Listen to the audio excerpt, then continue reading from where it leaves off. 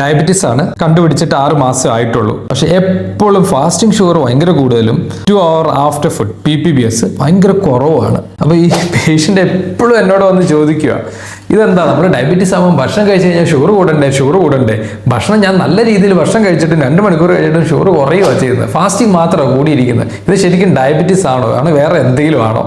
ഞാനിത് പേഷ്യനോട് പറയുന്നുണ്ട്, ഇത് ഡയബറ്റീസ് ആണ്. ഏർലി ഇയേഴ്സ് ഓഫ് ഡയബറ്റീസ് കാണുന്ന ഒരു പർട്ടിക്കുലർ ഫിനോമിനൻ ആണ്. ഇതിന്റെ പേരാണ് പോസ്റ്റ് പ്രാൻഡിയൽ റിയാക്റ്റീവ് ഹൈപ്പോഗ്ലൈസീമിയ എന്ന് പറയുന്നത്. ഇത് പ്യുവർലി ജീവിതശൈലി പ്രോബ്ലം കൊണ്ട് ഒരു ഇൻസുലിൻ റെസിസ്റ്റൻസ് ഇദ്ദേഹത്തിനുണ്ടായി. അതായത് ശരീരത്തിൽ ഇൻസുലിൻ ഉൽപ്പാദിപ്പിക്കുന്നുണ്ടെങ്കിലും അത് ബോഡിക്ക് ഉപയോഗിക്കാൻ പറ്റുന്നില്ല. അപ്പം ഈ ഉപയോഗിക്കാൻ പറ്റാത്തതുകൊണ്ട് ഷുഗർ ഇങ്ങനെ കൂടി വരും. അതുകൊണ്ടാണ് ഫാസ്റ്റിംഗ് ഷുഗർ നമ്മൾ ഈ ലാബ് റിപ്പോർട്ടിനകത്ത് കാണുന്ന പോലെ 152 കണ്ടത്. ഇദ്ദേഹം ഭക്ഷണം കഴിച്ചു. ഇന്ന് ടെസ്റ്റ് ചെയ്യാൻ പോയ ദിവസം രാവിലെ ഒരു 3 ഇഡ്ഡലിയും ചമ്മന്തിയുമായിരുന്നു കഴിച്ചത്. അത് കഴിച്ചപ്പോഴത്തേക്ക് പെട്ടെന്ന് ഒരു ഗ്ലൂക്കോസ് സ്പൈക്ക് ബോഡിയിലേക്ക് വന്നു. ആ ഗ്ലൂക്കോസ് സ്പൈക്ക് കുറയ്ക്കണം എന്നുണ്ടെങ്കിൽ ബോഡി ഇൻസുലിൻ ഉണ്ടാക്കണം.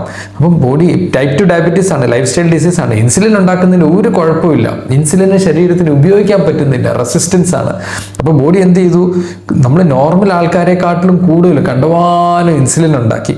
അപ്പോൾ നമ്മൾ ബോഡി വിചാരിക്കുന്നു അത്ര ഇൻസുലിൻ വെച്ച് ഷുഗർ എല്ലാം കുറയ്ക്കാൻ പറ്റുന്നു. പക്ഷേ ഇഡ്ഡലിയൊക്കെ പെട്ടെന്ന് ദഹിക്കുന്ന സാധനമാണ്. ഒരു 1.5 മണിക്കൂർ കഴിയുമ്പോൾ പിന്നെ ഒന്നുമില്ല, ഷുഗർ ഒന്നുമില്ല, ഇഡ്ഡലി എല്ലാം തീർന്നു. പക്ഷെ നേരത്തെ ഉൽപ്പാദിപ്പിച്ചിരിക്കുന്ന ഇൻസുലിൻ അതുപോലെ തന്നെ ഉൽപ്പാദിപ്പിച്ച് ഹൈ ആയിട്ട് തന്നെ നിൽക്കുവാണ്. ആ ഇൻസുലിൻ്റെ ആക്ഷനിൽ ഷുഗർ പെട്ടെന്ന് അങ്ങ് ക്രാഷ് ചെയ്തു. 2 മണിക്കൂർ കഴിഞ്ഞപ്പോൾ 103 ആയി. 2.5 മണിക്കൂർ കഴിഞ്ഞപ്പോൾ ഷുഗർ കുറഞ്ഞു.